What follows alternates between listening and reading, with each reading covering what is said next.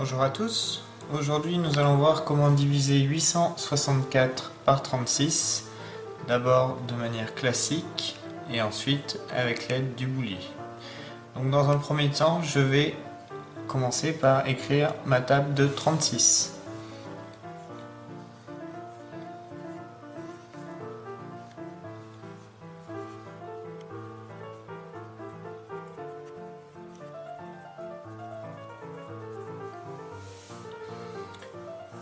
Une fois que j'ai tous mes résultats, je peux commencer à résoudre ma division.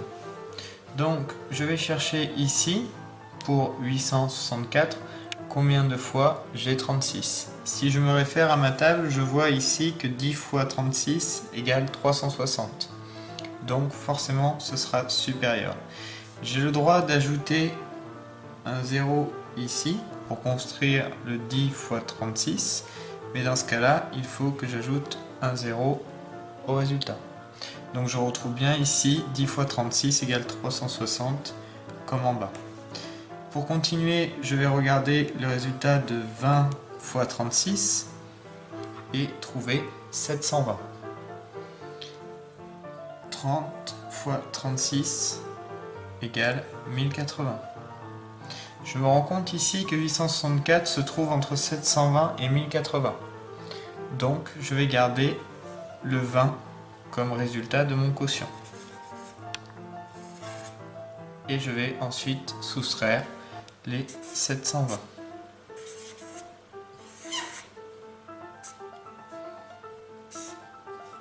Je me rends compte ici que je trouve comme résultat de ma soustraction 144. Et donc du coup, l'étape suivante va être de trouver combien de fois je trouve 36 dans 144. Si je reprends ma table ici, je trouve que 144 apparaît pour le résultat de 4 fois 36. Donc automatiquement, je vais trouver qu'ici, je vais avoir 4 et je vais pouvoir soustraire 144.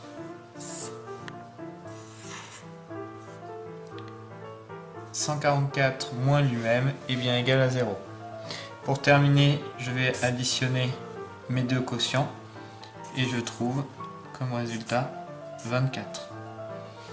Donc 864 divisé par 36 égale 24. Maintenant, nous allons voir comment effectuer cette division avec le boulier. Dans un premier temps, je vais inscrire le dividende, donc dans notre cas 864, sur mon boulier, sans respecter les conventions. Donc, la première colonne de mon boulier, ici, va représenter mes centaines. Donc je vais inscrire un 8, suivi de mes dizaines, auxquelles j'active 6 perles, et enfin de mes unités, auxquelles je vais mettre 4. Donc j'inscris bien 864. Le quotient, les résultats que nous allons trouver au fur et à mesure, vont s'inscrire ici. Donc en commençant par les unités de manière conventionnelle. Donc nous allons chercher maintenant combien de fois 36 dans 864. Je vais pouvoir utiliser la même table que celle que nous avons construite précédemment. Et donc je me rends compte ici que 20 fois 36 égale 720. Donc je vais commencer par inscrire à l'emplacement des dizaines mon résultat. Donc je vais activer 2 perles qui représentent 20. Et ensuite je vais soustraire le 720 donc à mon dividende. Dans la colonne des unités, nous n'enlevons rien. Nous enlevons 20 dans la colonne des dizaines. Donc ça veut dire que je vais enlever une perle, faire mon échange et enlever une seconde perle. Et enfin nous enlevons 7 dans la colonne des centaines.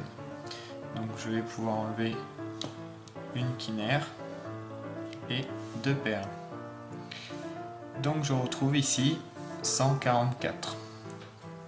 Pour poursuivre dans mon calcul, je vais tout simplement regarder ici quel résultat est associé à 144 et je trouve que 4 fois 36 me donne bien 144. Donc je vais ici indiquer 4 pour la construction de mon quotient, 4 unités. Et enfin, je vais soustraire donc 4 unités, 4 dizaines et une centaine. Je vois bien ici que mon reste est 0. Je me rends compte que on retrouve bien 24 au quotient.